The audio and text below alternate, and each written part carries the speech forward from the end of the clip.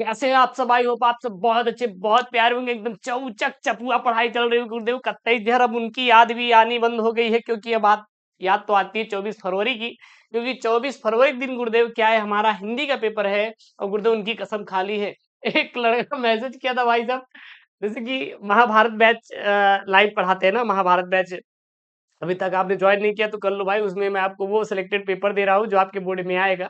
Link in the description box, जाइए Google Play Store से SK study को download करिए और वहां से आप महाभारत बैच को ज्वाइन करिए। मात्र 101 रुपए में आप पूरी तैयारी करवा देंगे हर एक सब्जेक्ट की, मतलब पूरा एकदम खत्म। उसके बाद 1 रुपए नहीं देना है आपको। 100 रुपए 101 रुपए कुछ भी नहीं है आज की दुनिया में। तो इन्हें गुरुदेव हम लूटते हैं 2000 3000 रुपए नहीं यार, 101 रुपए यार। हम भी आपके दर्द को जानते हैं। आप उनका खूब 200 349 का रिचार्ज 5G करवाए होंगे, धोखा दे दिए। तो उसमें एक बच्चा गया गुरुदेव साहब, तो उनसे एक बात भी होना बंद हो गया। बहुत मजा आता है महाभारत बैच में। चलिए सर, तो यहाँ पे लेके आए 24 फरवरी के दिन आने वाला एकदम सिलेक्टेड क्वेश्चन। 8 टॉपिक लेके आए सर। कितने टॉपिक हैं? 8 टॉपिक। जैसे पेपर में आपके छपेंगे वही मैं टॉपिक यहाँ पे लेकर आया हूँ। हिंदी के 8 टॉपिक, ये 55 नंबर गेन कराएंगे। कितने नंबर सर? 55 नंबर गेन कराएंगे। एक चीज और, इसका पीडीएफ मैं टेलीग्राम चैनल एसकेएम मिशन भेज दूंगा। PDF PDF Telegram channel SKM study पर मिल जाएगा।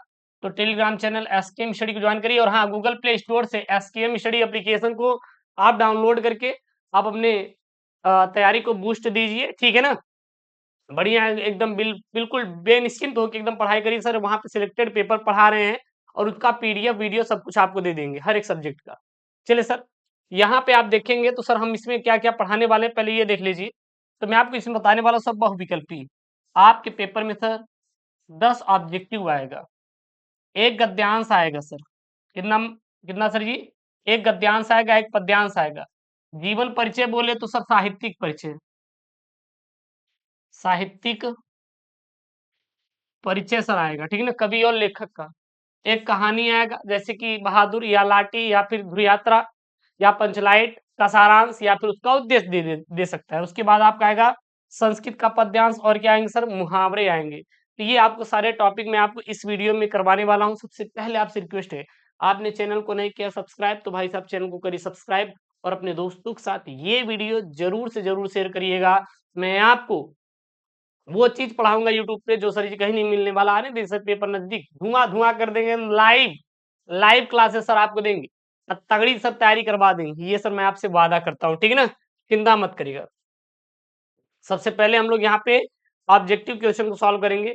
आप देख लीजिएगा, हर साल ये पेपर में बने हुए हैं और उन्हीं प्रश्नों को सर करवाएंगे जो आपके बोर्ड परीक्षा में आने वाला है। तो इस बात की बिल्कुल चिंता मत करिए कि गुरुदेव क्या है क्या नहीं। आप देखेंगे तो ये आपके पिछले साल पेपर में रिपीटेड है। क्या है सर? रिपीट किए गए हैं। और हाँ, महाभारत बैच ज्वाइन कर लीजिए, लाइव सर उसमें पढ़ा रहे हैं। 101 रुपए में यार कुछ नहीं यार, जाइए link in the description box join कर लीजिए। चलिए, यहाँ पे है आपका पहला कक। खड़ी बोली की प्रथम गद्य रचना किसे माना जाता है भैया?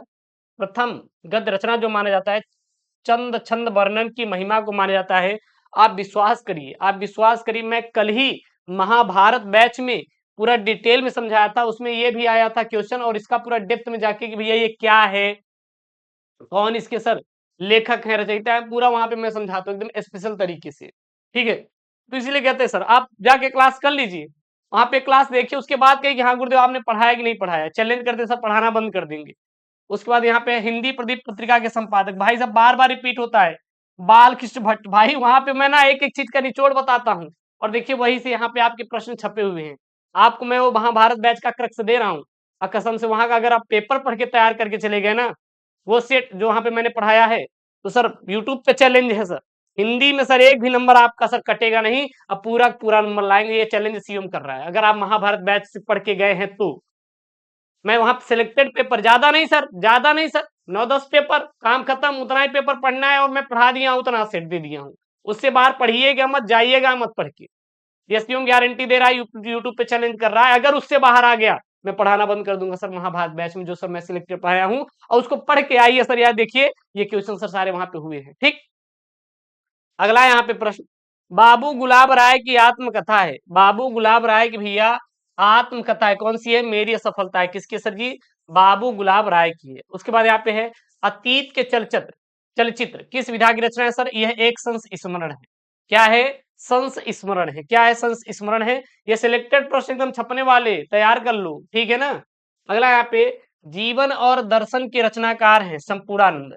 संपूर्णानंद कौन है भैया? जीवन और दर्शन के रचनाकार है। पेपर में देगा जीवन और दर्शन के रचनाकार, आप सीधा बोलिए ना सर कि डॉक्टर संपूर्णानंद है गुरुदेव। अगला यहाँ पे प्रश्न, हरी घास पर क्षण भर के रचनाकार हैं। हरी घास पर क्षण भर के रचनाकार हैं, आप सीधा बताइए सर। अज्ञेय जो है हरी घास पर क्षण भर के रचनाकार है। कौन है? अज्ञेय जो है हरी घास पर क्षण भर के सर रचनाकार हैं। नोट कर लीजिए, हरी घास पर क्षण भर के रचनाकार सर कौन है?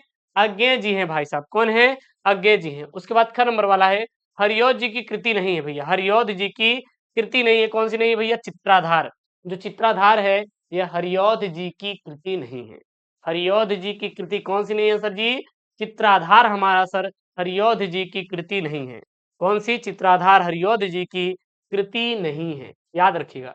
अगर यहाँ पे साहित्य लहरी के रचयिता हैं भैया, साहित्य लहरी के रचयिता सर कौन है? सूरदास। कौन है भैया? सूरदास जी जो है सर जी साहित्य लहरी के रचयिता माने जाते हैं। साहित्य लहरी के रचयिता कौन है सर? सूरदास जी हैं। कौन है सर? सूरदास जी साहित्य लहरी के रचयिता है। कौन है भैया? साहित्य लहरी के रचयिता सूरदास हैं। अगला यहाँ पे नौका विहार कविता किस कृति से अवतरित है? तो जो नौका विहार कविता है सर जी ये किससे सर? पल्लव से है या फिर वीणा से है? इसका सर मैं आपसे कमेंट बॉक्स में पूछता हूँ सर किससे है? तो नौका विहार पल्लव से है। किससे? सिर्फ पल्लव से या वीणा से? उसके बाद यहाँ पे है दूसरा सप्तक के कवि हैं सर जी भवानी प्रसाद मिश्र। दूसरे सप्तक के कवि हैं भवानी प्रसाद मिश्र और 1951 ईस्वी में दूसरे सप्तक का प्रकाशन हुआ था ना कि 1851। कमेंट बॉक्स में छापो, ऐसे याद करोगे कैसे होगा कल्याण। उसके बाद ये आपका जब आपका 10 ऑब्जेक्टिव खत्म हो जाएगा करेजा तो आपका 10 नंबर का आएगा क्या? गद्यांश। क्या आएगा? गद्यांश। देखिएगा ये 10 नंबर का गद्यांश आएगा। 5 सवाल हैं और हर एक सवाल के 2 नंबर एग्जामिनर चाचा देगा सर। चैलेंज करते हैं, चैलेंज करते हैं सर, बिना बिना बिना दिमाग लगाए सर इसका पूरा आंसर दे के आएंगे। एक चीज और, अभी तक आपने पढ़ना नहीं शुरू किया ना भाई साहब, पढ़ना शुरू कर दो क्योंकि माँ बाप का सपना सर पूरा करना है। मोटिवेशन सर मुझे चाहिए सर, हमसे पढ़ाई नहीं हो रही है, मुझसे सर पढ़ाई नहीं हो रही है। आप मत करो पढ़ाई, आप अपने माँ बाप का एक बार चेहरा देख लीजिए सर। आप देखेंगे तो दिन रात मेहनत करते हैं आपके लिए। आपकी माँ सुबह 4 बजे उठती हैं और रात में कहीं जाके वो 11 बजे सोती हैं। दिन भर घर का सारा काम, बाहर का सारा काम, आपका आपका कपड़े धुलना, खाना बनाना सब कुछ करती हैं। कभी उन्होंने बोला कि सर मैं आज थक गई हूँ, मैं आज खाना नहीं बनाऊंगी? भाई वो बनाएंगी खाना, क्यों? क्योंकि वो नहीं चाहती कि हमारे बच्चे भूखे सो जाएं। आपके पिताजी डेली जाते हैं, हर पिताजी, हर बच्चे के पिताजी भाई साहब सरकारी नौकरी नहीं में है ना कि ठीक है आ रहा है धन। बहुत सारे बच्चे के पिताजी ऐसे भैया वो दिहाड़ी मजदूरी करते हैं। कसम से मैं सच बता रहा हूँ, मैं देखा हूँ यार। हम भी कंस्ट्रक्शन का काम लगवाए हैं, बनवा रहे हैं अपनी हवेली, ठीक है ना? अपनी हवेली बनवा रहे हैं, तो वहाँ पे कोशिश करेंगे कि एक्स्ट्रा ऑर्डिनरी क्लासेस को देने का। तो काम कंस्ट्रक्शन का चल रहा है, लेकिन अभी चीज़ें पेंडिंग में हैं। बहुत जल्दी चीज़ें तैयार हो जाएँगी तो आपके साथ वो चीज़ें साझा करेंगे। तो भाई साहब मैं देखता हूँ मज़दूरी करते हैं। वो सुबह 9 बजे आते हैं, दिन भर काम करते हैं भाई, शाम को 6 बजे तक काम करते हैं बंदे और उसके बाद जाते हैं। सोचिए वो कितना मेहनत करते हैं, कितना मेहनत करते हैं। तो इसीलिए कहते हैं ना सर कि आप वो काम करो जिससे आपके माँ-बाप का जो सपना है सर उनका पूरा हो पाए। वो कभी नहीं चाहते कि हमारी तरह हमारे बच्चे भी जाके दूसरे के यहाँ दिहाड़ी मज़दूरी करें, काम करें। वो तो चाहते हैं ना सर कि आप बड़े लोग बन जाइए और फिर गरीबी से सर रोना नहीं है। एक बात ध्यान देना, गरीबी अपने ऊपर हावी नहीं होने देना है। एक लाइन बहुत अच्छी-सी बोली गई है, हम और हमारा आदर्श पाठ का चैप्टर है, आप पढ़िएगा और वहाँ से क्वेश्चन भी आते हैं, आपके गद्यांश आते हैं और इसके रचयिता हैं भैया कौन? डॉक्टर एपीजे अब्दुल कलाम, जो कि एक प्रसिद्ध राष्ट्रपति और वैज्ञानिक के तौर पर प्रसिद्ध हैं। तो उन्होंने एक लाइन बोला था कि भौतिक वस्तुओं की सोच रखना कोई गलत बात नहीं है। यानी कि हमें भौतिक वस्तुओं की सोच रखना चाहिए। जब तक सर हम ये नहीं सोचेंगे कि हमारे पास घर हो, तक सर हम पैसे नहीं कमाएँगे।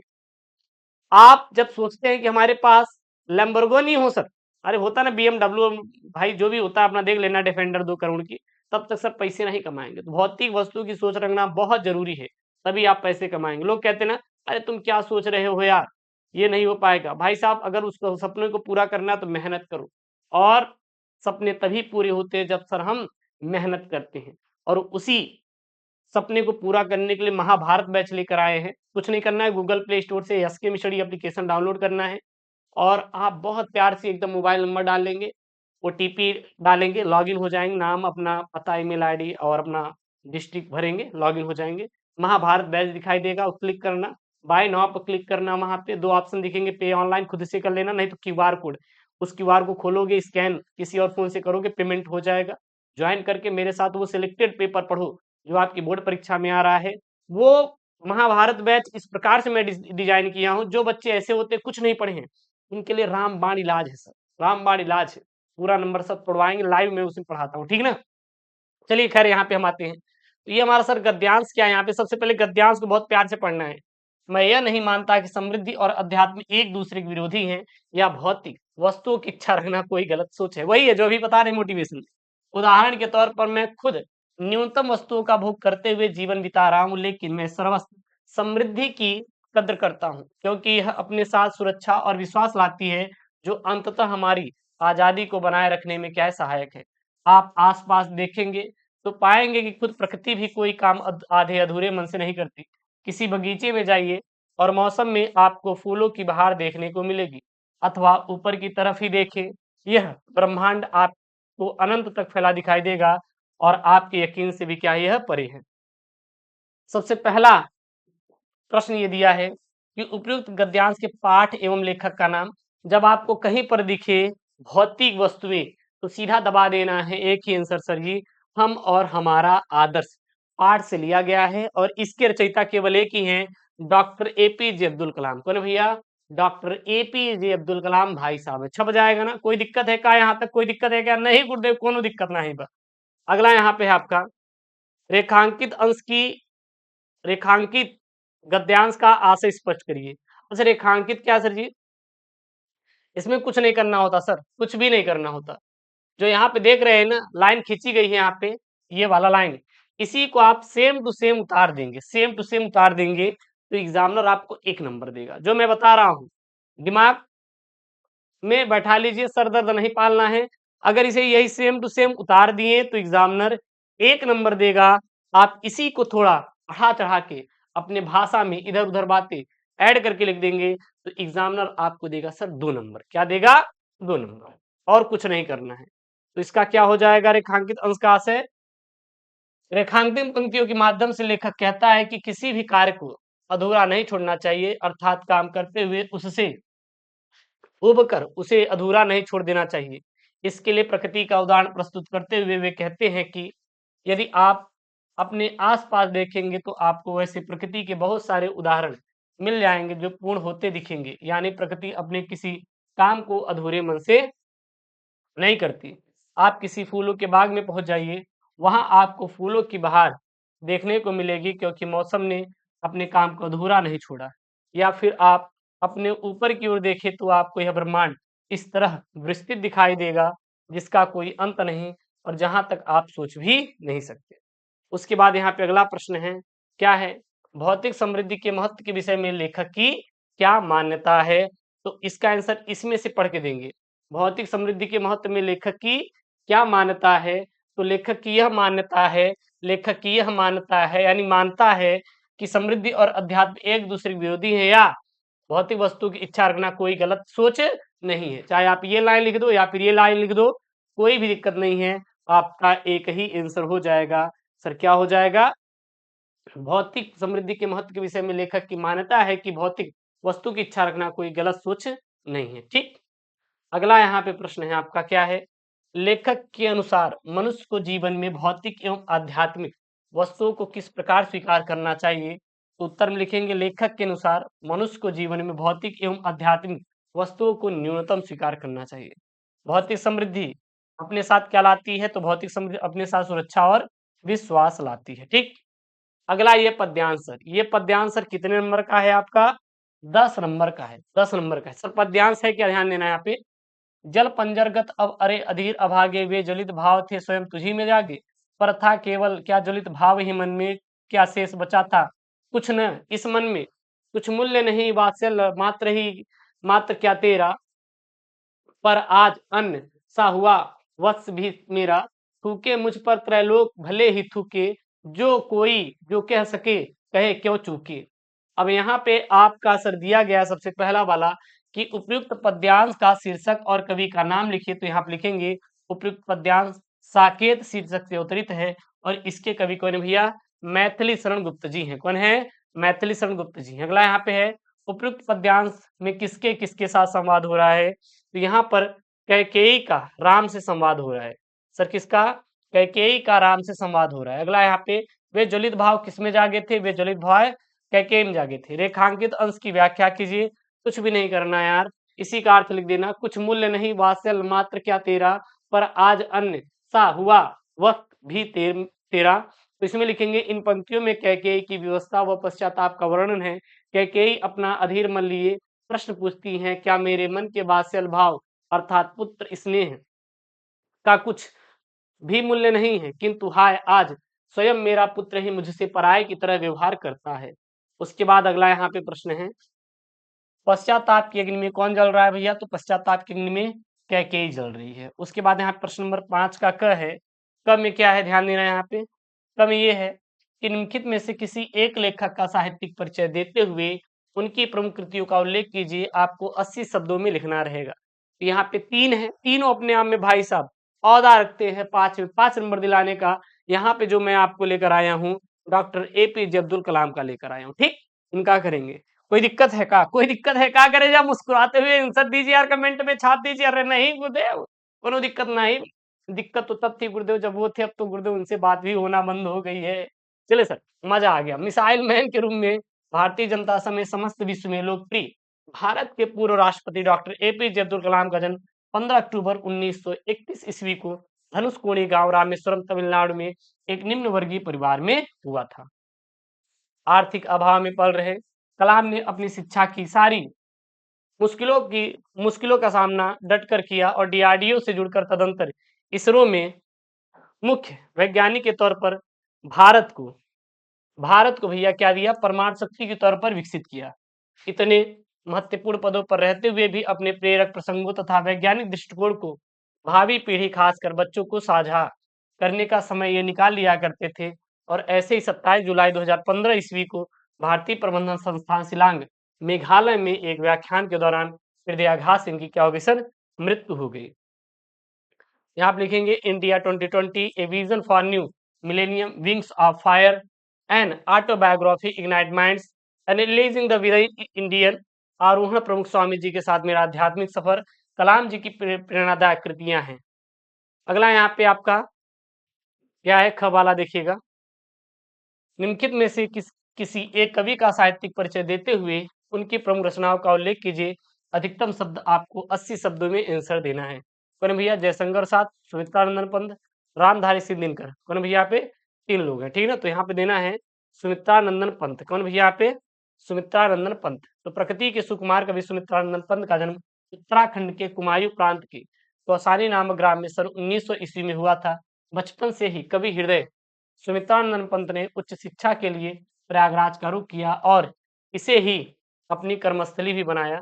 सन 1942 में लोकायतन नामक सांस्कृतिक पीठ का निर्माण किया और अरविंद दर्शन का प्रभाव उनके कार्य पर भी पड़ा और इन्होंने प्रयागराज से रूपाभ नामक पत्रिका का संपादन भी किया। और सन 1950 में पंत आकाशवाणी से जुड़े और विभिन्न राष्ट्रीय पुरस्कारों से पुरस्कृत पंत ने हिंदी साहित्य में छायावाद की धारा का प्रवर्तन भी किया। सन 1977 में प्रकृति का यह चितेरा साहित्यकार स्वर्गधाम को कूच कर गया। कला और बूढ़ा चांद, चिदंबरा, लोकायतन, वीणा, ग्रंथि पल्लव, गुंजन, युगांत, ग्राम्या इत्यादि कृतियों के रचनाकार पंत ने प्रकृति के मानवीकरण को अपने सृजन में सहचरी बनाया और पंत का काव्य प्रकृति मानवतावाद तथा अंतः चेतनावाद से प्रभावित है। पंत जी की कृतियों में स्थूल के विरुद्ध सूक्ष्म के विद्रोह को चित्रमय भाषा के साथ स्थान प्राप्त हुआ है। ठीक, अगला यहाँ पे छठा नंबर जो है देखिएगा। छठा नंबर क्या है? पंचलाइट अथवा बहादुर कहानी का सारांश लिखिए अथवा सॉरी पंचलाइट अथवा बहादुर कहानी का सारांश लिखना है। अधिकतम शब्द 80 शब्दों में आंसर देना है। 5 नंबर का प्रश्न बना हुआ है। ये कुछ भी नहीं करना होता है, इसमें कुछ भी नहीं करना होता है। मैं आपको बहुत सिंपल से याद करा रहा हूँ, थोड़ा आप याद करिएगा, चीजों को याद करिएगा, क्योंकि सर हम ये नहीं चाहते कि आपको इतना तब भाषा में याद कराया जाए कि सर आप वो चीज़ याद ही ना हो, आप वो चीज़ याद ही ना हो। जब सर वो चीज़ आपको याद ही नहीं होगी, तो मज़ा नहीं आएगा ना सर, मज़ा नहीं आएगा। कसम से मैं सच बता रहा हूँ, यही सर तरीका है महाभारत बैच में पढ़ाने का। हम सिलेक्टेड पेपर पढ़ा रहे हैं, वो पेपर जो सर आएगा, पेपर का पीडीएफ भी दे रहे हैं आपको, मिल जाएगा महाभारत बैच के अंदर। जाकर महाभारत बैच ज्वाइन कर लीजिए, 101 रुपये कुछ भी नहीं है सर, कुछ भी नहीं है कसम से। जिसमें आपको पूरा सब्जेक्ट दे रहे हैं और क्या चाहिए सर। हम कह रहे हैं कि अगर हिंदियों में 100 भी 100 ला लिए ना, तब वो सूल है 101 रुपया। हालांकि ऐसा नहीं होगा सर, इंग्लिश भी है उसी में, हर एक सब्जेक्ट में आपको दे रहा हूँ, ठीक है ना। देखिएगा मैं आपको एक चीज बता दूं, अ, अपने आप को रखिए, अपने आप को हम वहां पे रख रहे हैं। मान लीजिए मैं लड़का हूं बहादुर, अब मेरा बहादुर ही नाम क्यों पड़ा, आखिरकार मुझे लोग बहादुर ही क्यों कहते हैं, जरा सोचिए सर। बहुत ही प्रैक्टिकल में समझाऊंगा, एकदम प्रैक्टिकल होके सर। मेरा नाम बहादुर ही क्यों पड़ा, सबसे पहले ये। उसके पहले सर हमारी एक स्टोरी है। हम घर पे रहते थे और मम्मी एक दिन रात को देख ली बात करते हुए उनसे, रात को देख ली उनसे बात करते हुए, और सुबह से पता चला कि ये बात कर रहे थे उनसे। अब मम्मी ने लह लाते है घूंचा, लह लाते है घूंचा, गांव की यही स्थिति होती है ना, पकड़े गए नहीं, लाते है घूंचा पढ़ना शुरू हो गया। अब भैया पता चला, हमें मत सोचिएगा कि गुरुदेव बस आप ही थे, ऐसा नहीं है, मैं बता रहा हूँ, ठीक है चलो। हो गया लाते है घूंचा। अब भैया गुस्सा, अब दिल टूटा बंदे का, कहा कि अब तो उनसे बात भी नहीं होगी, और इसी गुस्से में घर छोड़ के भाग आए। कहाँ पर सर जी, शहर कि हम जा रहे हैं, हम घर उर पे नहीं रहेंगे, सर भाग आए। और शहर में जब आएंगे तो पैसे की जरूरत पड़ेगी, क्योंकि भूख लगी, खाना खाना है हमें।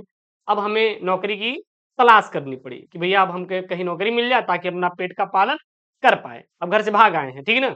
अब यहाँ पे आते हैं तो एक लोग को नौकरी की जरूरत थी, उनके यहाँ हम नौकरी करने लगे। पहले तो मेरे साथ अच्छा व्यवहार करते हैं, जैसे आप जाते हैं अपनी मम्मा के यहाँ, 2 दिन तक तगड़ा व्यवहार किया जाता है। तीसरे दिन कहेंगे बेटवा जाई के दुकान से सामान ले उते, नहीं तो हो गाय तोड़ा के भाग गई है, बांध ही देता हूँ कि बरे, ऐसे ही होता है ना, ठीक है ना। तो ये भैया शुरू में उसका आवभगत किया जाता है, बाद में लहलाते घुचा चोरी का इल्जाम लगा के पीटा जाता है। लेकिन वो छोटा बच्चा था, फिर शाम को मान जाता था, फिर खेलने खेलने लगता था, भूल जाता था, यही कार्यक्रम चलता रहा।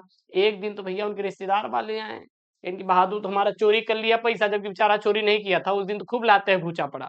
उसके बाद बहादुर कहा कि अब यहाँ न रह भाई हम। अब भैया बहादुर वो छोड़ के भाग गया। अब लड़के का नाम बहादुर इसलिए पड़ा क्योंकि इतना लाते घुचा खाने के बाद भी वो वहां पर टिका रहा, इसीलिए उस लड़के का नाम बहादुर पड़ा। भैया इतना लाते घुचा खाने के बाद कौन रहेगा। एक बार घर वाले मार दिए तो भैया लोग चले जाते हैं छोड़ छाड़ के, वो तो बहादुर बेचारा था कि करता रहा। तो बस वही है बहादुर कहानी का सारांश। इसको अपने मन से लिखना है, हर किताबें अपनी अपनी भाषा में छापती हैं, तो किसी का कॉपी पेस्ट मत करिएगा कि गुरुदेव हम किताब वाला याद कर लेंगे। किताब वाला याद मत करिएगा। बहुत सिंपल से देना है आंसर, बहुत प्यार से देना है यार। सवाल वाल एकदम हल्के में लिया करो यार, बेफालतू में स्ट्रेस में लेकर जीते हैं। चले, अमरकांत द्वारा लिखित कहानी बहादुर एक नेपाली बच्चे यथार्थ की कहानी है, जिसका बाप मर चुका है और माँ के कर्कश व्यवहार के कारण वह अपने घर से भाग आया है। लेखक ने अपने किसी रिश्तेदार के माध्यम से बहादुर घर के काम के लिए मिला था। आरंभ में बहादुर की खूब आवभगत की गई, लेकिन दिन बीतने के साथ ही इसमें कमी आती गई। लेखक की पत्नी किशोर, लेखक का बड़ा लड़का, तो मानो बस बहादुर को पीटने के बहाने ढूंढते रहते थे। बहादुर का बाल मन जब तब आहत होता रहता था, परंतु अगले दिन हंसता खेलता हुआ बहादुर पूरे घर के लिए चकरघिन्नी की तरह घूम फिर कर काम करने लगता। एक बार एक बार मेहमानों के लाखों रुपए चोरी हो जाने पर जब बहादुर ने घर वालों ने बहादुर पर चोरी का आरोप लगा दिया, आरोप लगाकर उससे दुर्व्यवहार किया, तब बहादुर के स्वाभिमान को चोट पहुंची और एक दिन बिना किसी को बताए बहादुर अचानक घर छोड़कर चला गया। उसके जाने के बाद सारे घर में मातम छा गया और सारे घर वालों ने अपने अपनी गलती स्वीकार कर पश्चाताप करने की ठानी। परंतु उस पश्चाताप को स्वीकार करने और उन्हें माफ करने के लिए बहादुर अब जा चुका था और वो ढूंढे नहीं मिल रहा था। ठीक, बस काम खत्म। उसके बाद ये जो 7वां टॉपिक है, ये आएगा आपका संस्कृत का श्लोक। सर क्या आएगा, संस्कृत। अच्छा, इसको संस्कृत का पद्यांश भी लिख सकते हैं, बट श्लोक लिख दिए तो ये समझ लीजिए संस्कृत में अपने आप में खुदा ही ये शब्द है। तो क्या है सर, विद्या विवादाय धनम आदाय शक्ति परेशान पर पीड़ानाय खलस साधो विपरीत विपरीत मेत ज्ञानाय ज्ञानाय च रक्षणाय। सबसे पहले इसका संदर्भ लिखेंगे तो प्रस्तुत श्लोक हमारी पाठ्य पुस्तक संस्कृत दिदंशिका की संस्कृत दिनदर्शिका के सुभाषित रत्नानि पाठ से अवतरित है। यही लिखना है। उसके बाद क्या लिख देंगे सर, इसका अनुवाद लिख देंगे। क्या लिख देंगे सर, इसका अनुवाद क्या लिख देंगे? दुष्ट की विद्या विवाद के लिए, धनमद के लिए और शक्ति दूसरों को पीड़ित करने के लिए होती है। इसके विपरीत सज्जन की विद्या ज्ञान के लिए, धन दान के लिए और शक्ति दूसरों की रक्षा के लिए होती है। उसके बाद है यहाँ पे मुहावरे और लोकोक्तियां। सर क्या है? निम्नलिखित मुहावरों और लोकोक्तियों में से किसी एक का अर्थ लिखकर वाक्य प्रयोग कीजिए। सर 2 नंबर का है, अपने पैरों पर खड़ा होना अर्थात कामयाब होना। वाक्य प्रयोग, राम के माता पिता बहुत खुश हैं क्योंकि वह नौकरी पाकर अपने पैरों पर खड़ा हो गया। अगला भैया क्या है यहाँ पे? उल्टी गंगा बहाना अर्थात असंभव काम करना, उम्मीदों से परे होना। वाक्य प्रयोग, तुम इस काम को नहीं कर पाओगे, तुम्हारे लिए उल्टी गंगा बहाने जैसा। अब आप कहते हैं सर हम आसमान से जाएंगे, उनके लिए तारे तोड़ लेकर आएंगे, चांद उठा लाएंगे, तो ऐसा हो पाएगा क्या? तो कहेंगे ना असंभव काम कर रहे हैं। मजा, अच्छा ये बताइए आपकी आपको हमारी क्लास में मजा आता है कि नहीं? मजा आता है सर, तो चैनल को सब्सक्राइब करो यार, बेफालतू में नहीं कर रहे हो। उनके कहने पे तो पता नहीं क्या कर दिए होगे, लेकिन हमारी बात ही नहीं मानते। कोनो बात नहीं, मत मानो यार, हम कुछ बोलबो नहीं करेंगे, विवाद हो जाएगा। हम बोलेंगे तो विवाद हो जाएगा। गूलर का फूल होना, गुरुदेव दुर्लभ होना, यानी कि वो आजकल दिखाई नहीं दे रहे हैं कॉलेज में।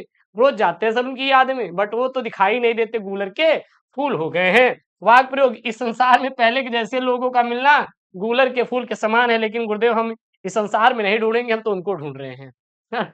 मक्खन लगाना गुरुदेव, खुशामद करना गुरुदेव, उनसे बात करने के चक्कर में उनको प्रैक्टिकल फाइल दे दिया अपना, लिखी लिखा है। इनका भाई तुम ले लो, हम लिख लेंगे दूसरा। वाक्य प्रयोग, उन्हें वे उन्हीं का काम करते जो उन्हें मक्खन लगाते हैं। ऐसा नहीं है, ऐसा नहीं है कुछ भी, बेफालतू सोच लेते हैं आप लोग। ऐसा गलत काम नहीं सोचना है सर, ऐसा नहीं करना है। प्रैक्टिकल फाइल किसी को नहीं देना है कि नहीं? बवाल हो जाएगा गुरुदेव। हमें बीच में मत फंसाना। देखिए कि कहते हैं गुरुदेव यूट्यूब वाले जो गुरुदेव बताए थे, हम हमें हम बच के निकल जाएंगे। हम के गुरुदेव मजाक के लिए आपको लोगों को बोले थे और आप लोग सच में करना शुरू कर दिए, तो ये गलत बात हो जाएगा ना। मजे के लिए बताते हैं, ठीक है ना? चलिए सर, मजाक नहीं इस क्लास में। आई होप आप लोगों को बहुत तगड़ा समझ में आया हो। ये 55 नंबर आराम से अपने जेब में रख लेना यार, ठीक ना? 8 टॉपिक तैयार कर लो, काम खत्म हुआ। और 55 नंबर आराम से इसी प्रकार हम पूरा आपको इंपॉर्टेंट क्वेश्चन कराएंगे, चिंता मत करिएगा। इसका पीडीएफ टेलीग्राम चैनल एसके मिस्टडी पर मिलेगा। और हाँ, वो सिलेक्टेड पेपर जो आपके बोर्ड एग्जाम में आएंगे उनको पढ़ने के लिए ज्वाइन करें महाभारत बैच। वहां पे हम सर उसका पीडीएफ भी आपको दे रहे हैं, सभी का कंटेंट पीडीएफ बहुत कुछ दे रहे हैं। लाइव में वहां पे पढ़ाता हूँ, तो सर 100 रुपए तो लगेगा ना, नहीं तो हम फ्री में दे देते यार, कुछ भी नहीं था। चले सर, ज्वाइन कर लीजिए, link in the description box. Google Play Store से एसके स्टडी एप्लीकेशन को डाउनलोड करिए, ठीक है? ओके दोस्तों, thank you, Jai Hind, take care, bye bye.